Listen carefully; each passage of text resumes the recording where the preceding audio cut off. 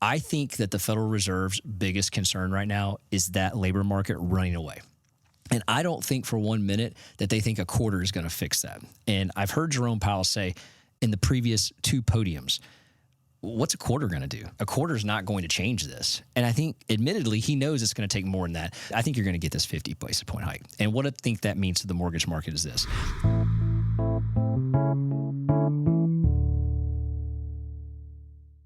Welcome back to the What's More podcast. I'm your host, Quentin Harris, and we are dialed into episode 195. And man, am I about to geek out with you guys because this is the labor week and everything is labor over inflation right now. We're going to talk about all the job reports that came in last week, and it was a big week for us. I mean, you had job openings, ADP, BLS, all of those major economic factors, which is setting the tone for the Federal Reserve in the meeting coming up in the following week. And this is a big week for us because what we've been seeing is economic data on the jobs market trending downward, meaning it's not good.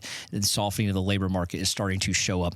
And that has been the primary focus of the Federal Reserve and really Jerome Powell over the last 3 to 4 weeks. You've heard it multiple times at the podium. You've heard it from multiple Fed members. Because if we go back over the last 6 months, it's really been about inflation, right? It's been about this target rate of 2%. Can we get the PCE core reading to 2%? Or can we make sure the labor market doesn't crash? And then it's turned more into, oh my gosh, the softening of the labor market. We're going to watch this. We're watching continuing claims on every Thursday. We're watching the unemployment rate.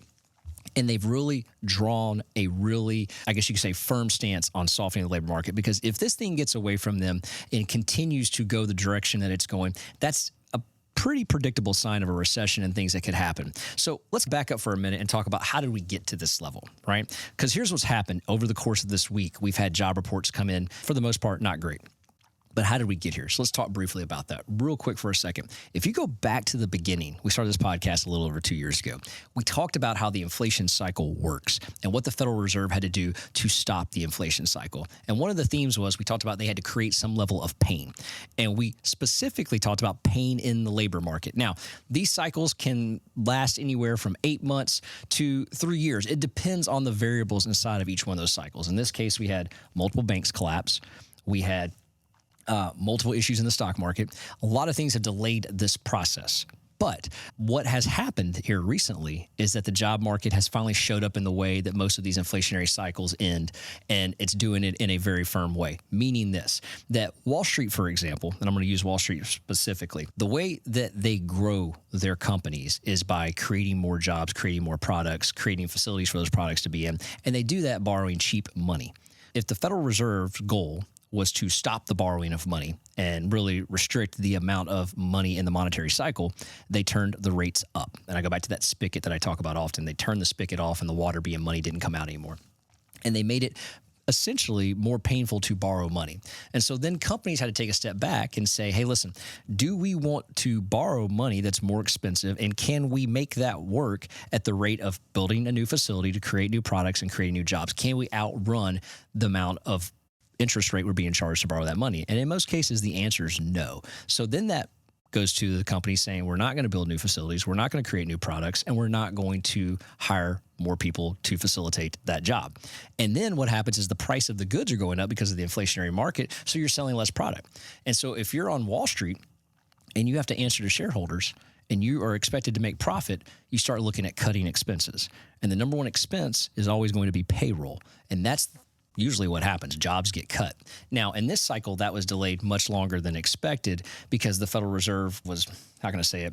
They were playing a cat and mouse game with the market. One day they would come out and they were real hawkish, and then next month they would come out and you have a couple people being real dovish. So they were playing this yin yang with the market with everything that was going on in a very delicate balance. But now they're all on the same page, and it's a very dovish commentary. And what you're seeing is that what's had to happen to get them all on the same page is the job market has suffered. It's softened. And I'm not sitting here celebrating, go, oh man, people are losing their jobs. I'm saying that we anticipated this would happen, and we've been talking about it for some time. So to the point, let's talk briefly here about some of the numbers that came out this week here, because what I really wanted to do is I wanted to break down that cycle for people to understand, hey, listen, this is why we are where we are. Now, it took a little longer than I anticipated, but this is why we're essentially seeing the market that we're seeing in the job market here. So let's talk about job openings, right? So just keep in mind, lower numbers are better for bonds and better for the bond market here. And it's also what the Federal Reserve has not wanted to see. This is why it's forcing their pivot to happen right now. So job openings, this means how many new jobs are created, right? As far as availability, right? Expected 8.1 million job availabilities. It came in at 7.6. That's interesting because that means there's less availabilities for like me to quit my day job and go to another job and take it for higher pay. When you see higher job openings, that's what happens. It's, oh, I can go get recruited and go work over here because they'll pay me more. There's more openings. There's more demand. And then the quit rate, which also goes hand in hand with that. Like I'm going to quit my job because I can go take another job and get paid more money. So the quit rate was lower as well. It was expected to be at 3.2 million and it was 3.28 million. It was at 3.27 million. So again, lower in the market represents a softening of the labor market, which is better for the bond market. Then we had the ADP payroll come out. And the ADP payroll was an absolute huge miss in my opinion. And it was a miss because the anticipation of that was supposed to be 145,000 private jobs created in the private sector. Now, keep in mind, in the private sector, traditionally speaking, that's a higher paying job than the BLS sector. And in this particular sector, it was only 99,000 new jobs created instead of 145. That was a big miss, right? And so the next one to take a look at would be the layoffs, the challenger layoffs. And for the month of August, it came in at 75,000. Now, it was expected to be at 78. The previous month was 26. So it did come in below. But here's the thing.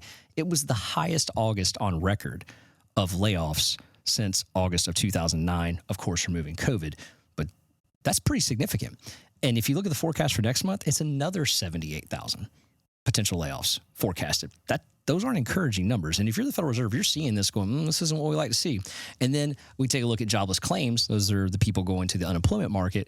That was close to 230,000 again. And those are people that are getting unemployment.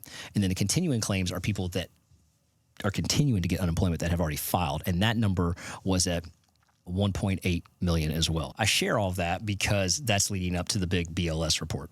So let's talk about the BLS report. That thing came in lower than expected to. In the back of my head, I always have this worry like, oh my gosh, ADP was so far off. BLS is going to come in and change the game. And maybe that number can get manipulated to make it look better than anticipated. There's always that thought in the back of your head. But I had this other thought that, hey, listen, if you're the current administration, you want rates to get better before people get to the podium. You want to show some sort of encouraging trend going into the market before you go to the podiums and start having debates and start talking about things before voters go to the polls. I thought that this particular case, it would be a miss. And what I mean by that is there's so many revisions that have come in. And if you've listened to our podcast, we've talked about this revision. And what I mean by revisions is they give a number and then all of a sudden they come back the next month and they go, we were off by X. And they revise the number. But the revisions get overlooked when really they shouldn't. Last month alone, we saw where the BLS report gave her a yearly number for their revision. It was off 818,000 jobs, meaning they miscalculated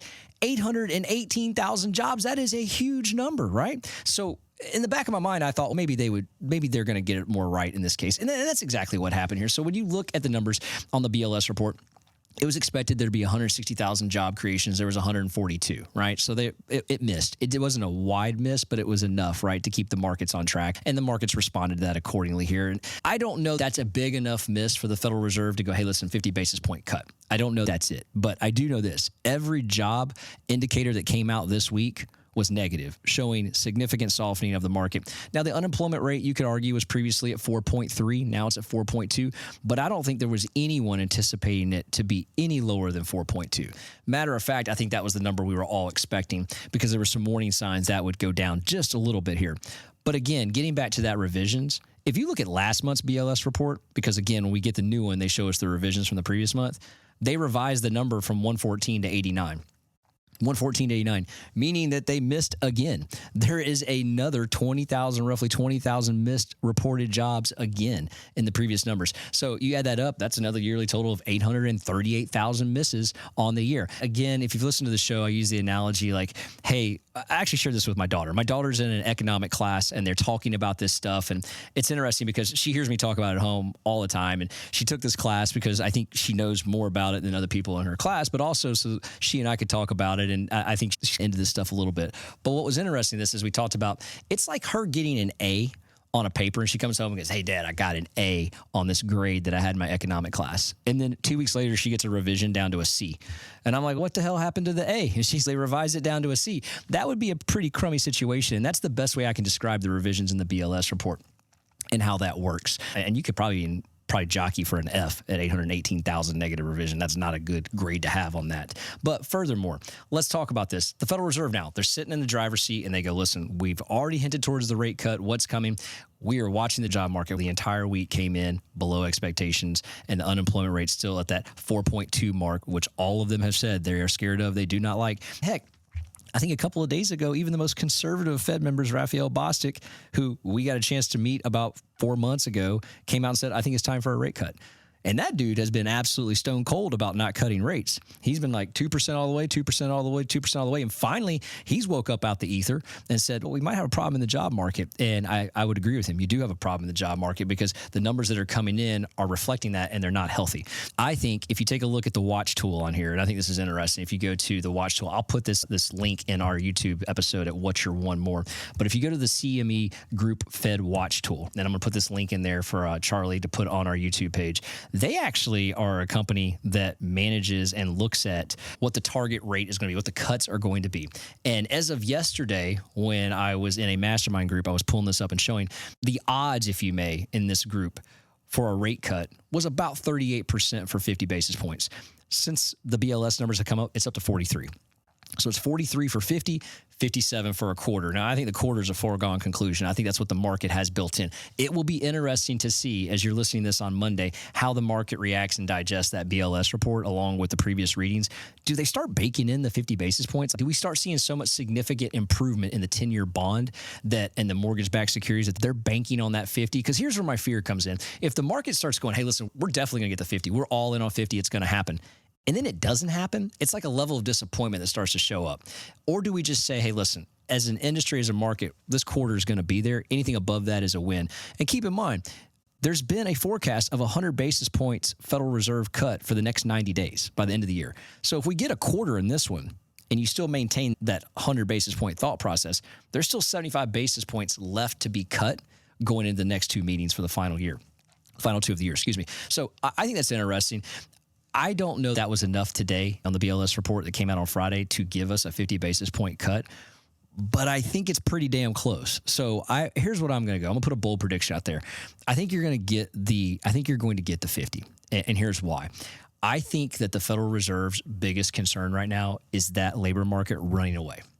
And I don't think for 1 minute that they think a quarter is going to fix that. And I've heard Jerome Powell say in the previous two podiums, what's a quarter going to do? A quarter is not going to change this. And I think, admittedly, he knows it's going to take more than that. So I think you're going to get this 50 basis point hike. And what I think that means to the mortgage market is this.